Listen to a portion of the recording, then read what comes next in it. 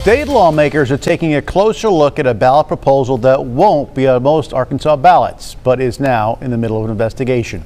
It's one of several ballot proposals that have been complicated this election season, looking to mandate voting in 9 different counties to be by paper ballots only. Thanks for joining us at 5, everyone. We've got a lot to get to. I'm Bob Clausen. And I'm Laura Monteverdi. While the issue will only be on the ballots of voters in Independence County, lawmakers are looking at this effort from the state legislative level and now referring it to the Attorney General and Ethics Commission for investigation. Samantha Boyd is live from the Capitol with what lawmakers are now honing in on with this effort. Sam, what exactly was the problem?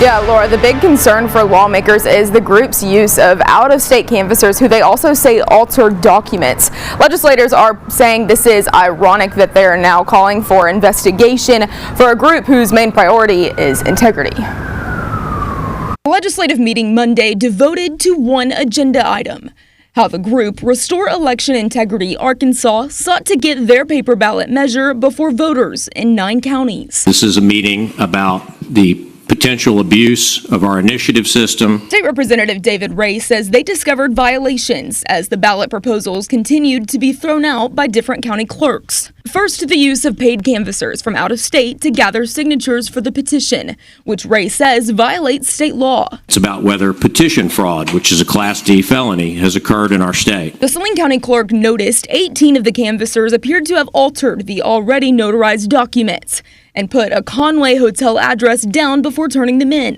You can't put somebody up in a hotel for a week and then claim they're an Arkansas resident. Nobody believes that. It doesn't even pass the smell test. First off, we submitted corrected affidavits when we made a mistake, and the law allows you to do that. The group's attorney, Clint Lancaster, argues that his clients fall under the out-of-state exceptions in the state law. Changing an address on documents was not a violation of any policy. It's a really creative interpretation of the law. We didn't do anything that's unlawful or improper. Lawmakers passing a motion for outside investigation into the use of out-of-state canvassers, altering petition forms, and campaign finance violations, pointing to the integrity of following state law. When you've got groups out there trying to amend the Arkansas Constitution, it's critical that we make sure that the laws are followed. What this comes down to is that these legislatures don't like paper ballots, just like they don't like closed primaries, and they don't want this to be the law, and so they're persecuting the people who are going out and trying to self-legislate.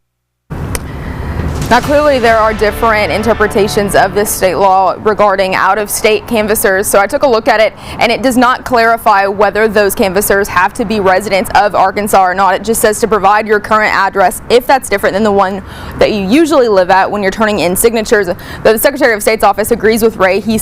Their office is saying that this has been their practice to typically say that canvassers have to be in-state residents. Meantime, Representative Ray says this legislative session coming up in January, they for sure now will be sponsoring some bills and getting some legislation out there to try and strengthen these laws as a result of all of this. Reporting live in Little Rock, Samantha Boyd, KARK 4 News.